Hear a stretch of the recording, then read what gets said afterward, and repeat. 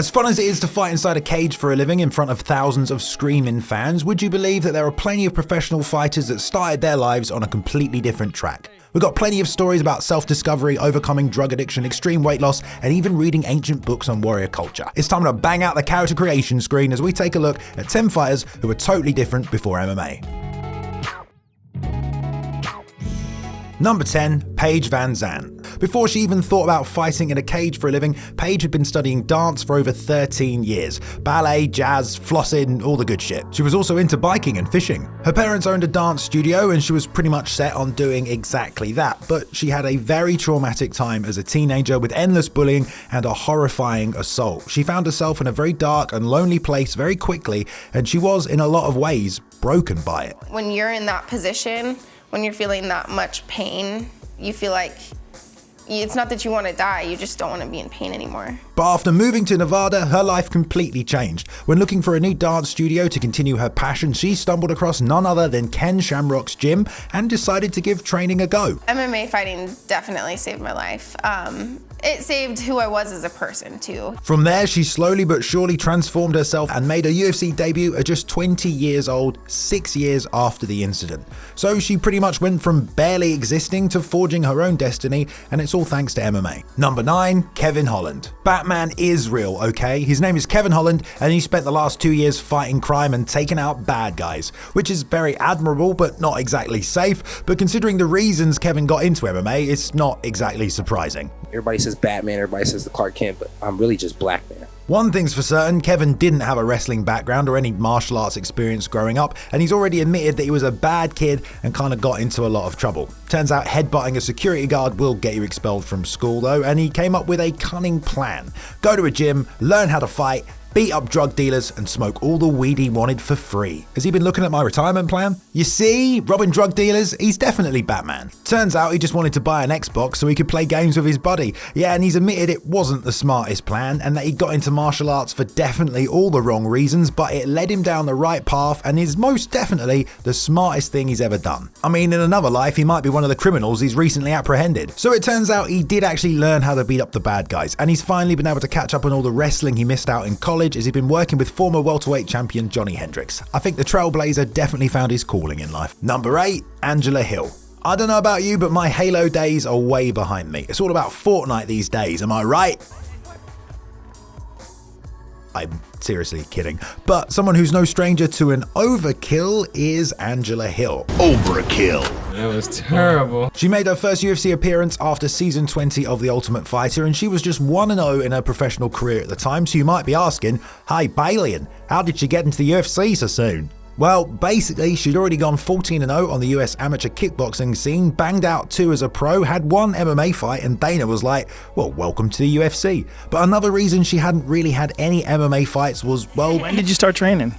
I did my first Muay Thai class when I turned 24. Not only that, but simply the idea of undertaking an athletic endeavor was pretty much non-existent. It just wasn't something she was into. Through high school to college, and then after college, I didn't do shit. You didn't do anything? Nah, I was skinny fat, so I didn't have to. She didn't even work out, which is kind of surprising because she is in fantastic shape and a total killer. She worked an office job as an animator and heard that Muay Thai would help her get in shape without bulking up too much, and she was pretty much hooked from her first class. First class, I threw like an elbow and a knee on the Thai pads, and I was like, oh. Not gonna lie, it's pretty cool that she'd never done anything athletically and kind of just found combat sports. And so 9 months later, she was fighting, and yeah, she went 14-0 as an amateur. She tried to get some amateur MMA fights, but no one wanted to fight her, so she went pro. I had my first pro MMA fight 2 days before the tough tryouts. Wow. Yeah.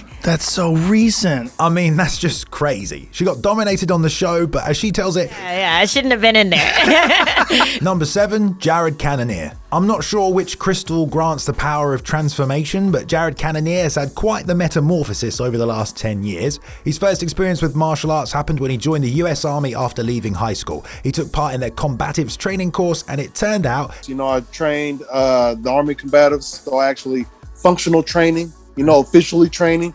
And then I competed in a tournament and I was hooked. But only 3 years into his service and after sharing a few joints with his family, he returned to base and failed a drug test, so he was released. He found himself up in Anchorage, Alaska, working as a maintenance man on air traffic control equipment for the Federal Aviation Administration, the FAA. Exciting stuff, and also completely different from fighting people in a cage for a living. He was living with his wife, his cat, and had apparently started eating for comfort in the cold. Before he knew it, he was up to 300 pounds. But there was now a part of him deep down that wanted to continue his martial arts journey, and his FAA job could help him with it. The FAA was essentially a means to be able to do it.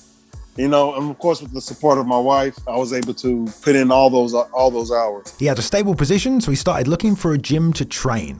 It was something that I was going to do, and I was willing to sacrifice a lot to do it. Yeah, you're not kidding, mate. 300 pounds, that's a lot of weight to lose, but Jared got to work, getting up and riding the Aerodyne at 3:30 a.m. every morning, heading to work, and then straight to his local Gracie Baja gym to train in the evening. He started competing at heavyweight, where he took his first pro fight at 26 years old, and he eventually made it to the UFC, where he admitted the heavyweights were way bigger and stronger than they had been in Alaska, and he started making his way down to the middleweight division. Still a David Goggins-like journey of transformation. Number 6, Matt Brown. If anything is a given in mixed martial arts, it's that Matt Brown is an absolute savage, inside the cage and out of it. Long before he thought about fighting for a living, he was in a small town in Ohio working a low-paying job in a factory. His dad had been a machinist, and everyone was telling him that's what he was destined to do. Everybody around me is like, no, this is what you do. You live in this little town and you follow the rules.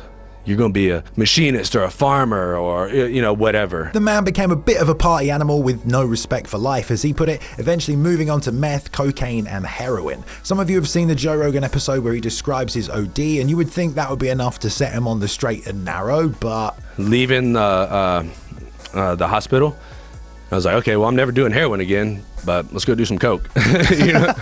UFC newcomer Terrence McKinney also had a similar experience with a drug overdose, and he probably would have made this list, except he was a standout wrestler at school. So Matt was only in his 20s, but he'd already OD'd and been to prison, where he kind of found out, yep, I'm addicted to drugs. I just, just couldn't stop thinking about it and just wanted it, and just, God, like, what the fuck? Like, I wanted to fight everybody. I was like, somebody give me something, And even had time to drunkenly practice submission techniques he'd seen with his buddies on Ken Shamrock training videos. We'd go on the living room floor, like, just be shit-faced drunk, and I'm lucky I didn't tear my ACL or anything.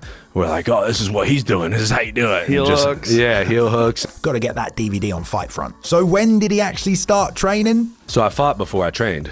Get the fuck out of here. Yeah, a mate of his invited him to a local MMA fight. Matt was expecting a party, so he banged a couple of lines on the way there. And when he got to the venue, he met the promoter, who asked him, man, you want to fight the champion? Like, nobody wants to fight him. And I was like, fuck yeah, man, I'll fight him. Are you kidding me? God damn, the size of your balls, Mr. Brown. So he ran across the street, grabbed a mouthpiece, and jumped in the cage. He was even being taught how to throw a jab properly backstage. So yeah, that's where he was at in his MMA career at this point.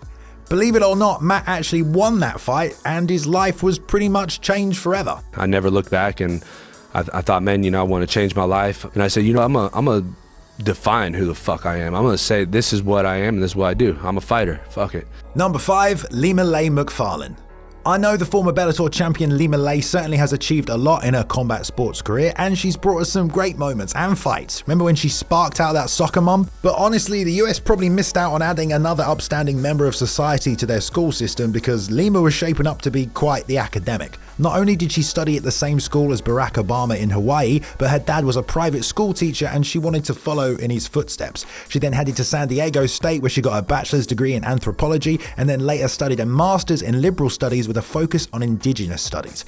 That's all transferable to MMA, right? At this point, she was pretty much set on becoming a social studies teacher and started working towards that as a goal, but it turns out she partied a little too hard in college apparently, and had put on 30 pounds of unwanted weight. She wanted to get in shape and clean up her image in the hopes that she would improve her chances of getting hired at her alma mater. So she joined a CrossFit gym, and the place that she drove past every day on the way to school, and it turns out that place was Team Hurricane Awesome, which already had the likes of Liz Carmouche training there. there. One thing led to another and she found out she was pretty damn good at the sport, but it wasn't until her 7th pro victory over Emily Ducote that she finally conceded that combat sports was probably what she was supposed to be doing. When she first got to Bellator, she couldn't help but ask herself, what the hell am I doing here? And she also admitted that she never would have believed in a million years she would be fighting for a world title. Well, guess what? You can go back to following your father's footsteps whenever you like. She made it to 11-0 and defended the flyweight title 4 times before she was first defeated. Talk about a career change.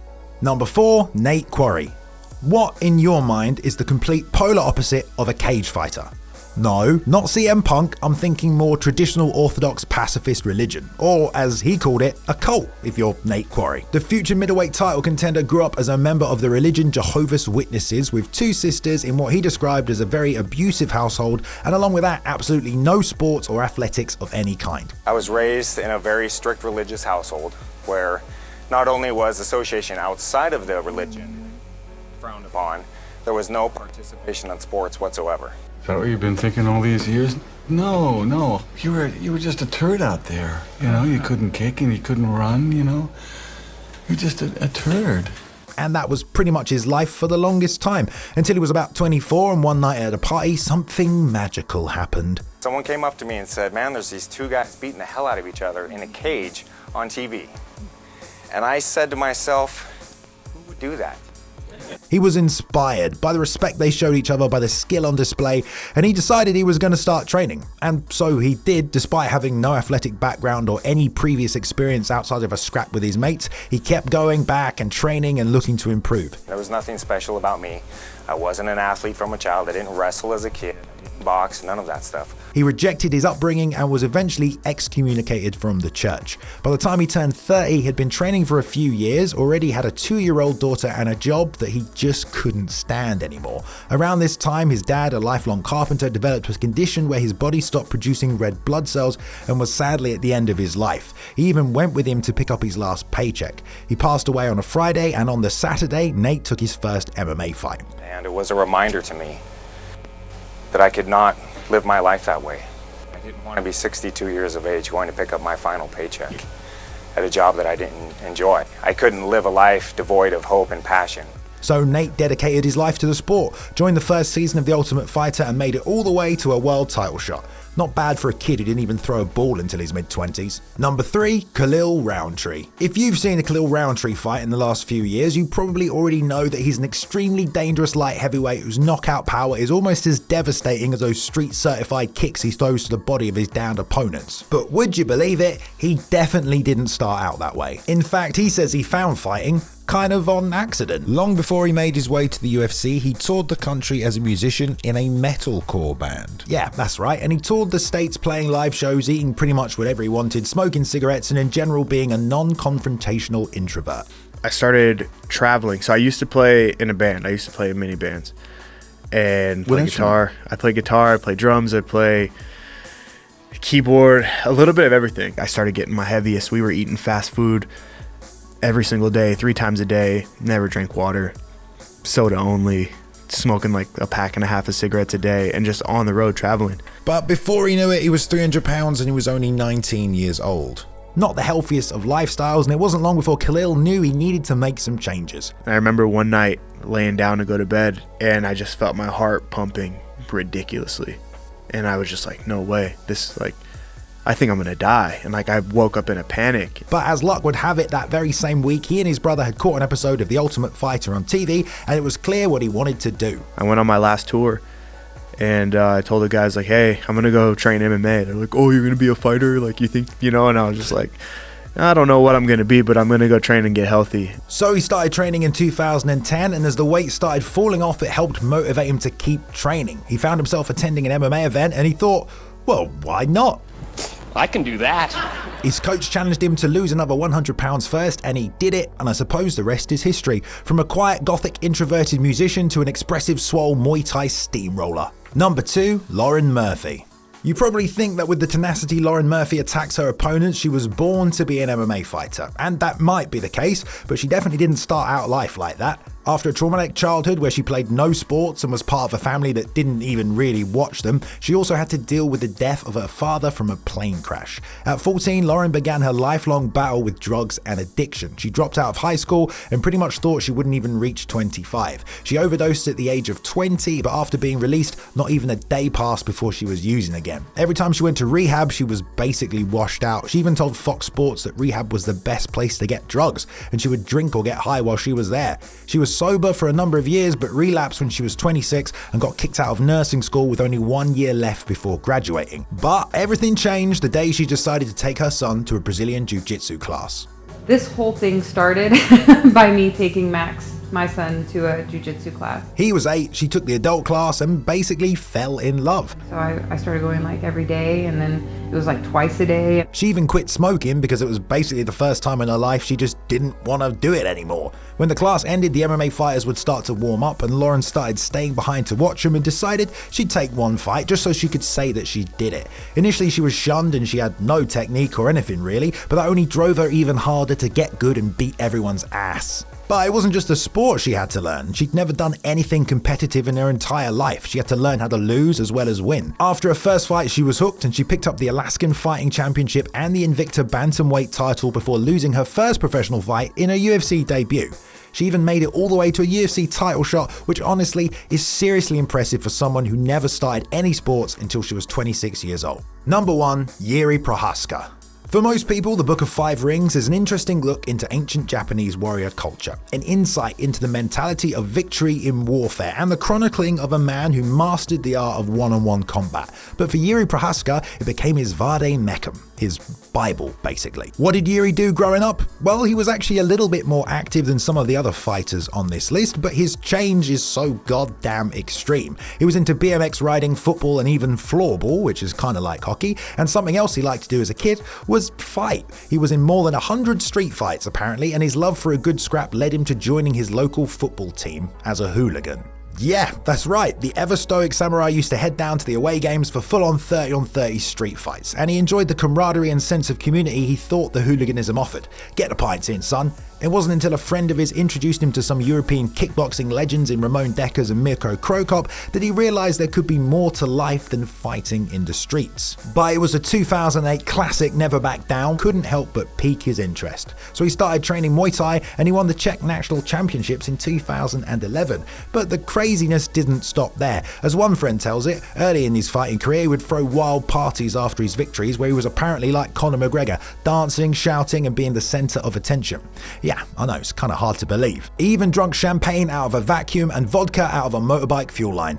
Not sure if that's in the Bushido code. But it was after his loss to Abdul Karim Edilov in 2013 that his coach Yaroslav Huzvak gifted him the Book of Five Rings, and it completely changed his life. He did a 180 and started following the Bushido way, even trying to get his close friends and family to follow his new creed. He even moved to a cottage outside of his hometown with no gas or running water. It got to the point where the rising matchmaker Shingo Kashiwagi said, "I think Yuri is more Japanese than many of us over here in Japan." After his title win against Glover, there were no motorbikes on standby. The man had one beer, 2 cheeky cigarettes, and that was it. For someone to open their mind to a 500-year-old book and completely change their life, that's the kind of stuff you only see in movies, or as part of a backstory of a UFC champion. I'm Bailey from MMA On Point, and yes, we are finally here in our brand new office. Let's go check it out. Hey, what's up everybody? Welcome to our MMA Challenge of the Week. Today I'm joined by the greatest referee in the world, Mr. Mark Goddard.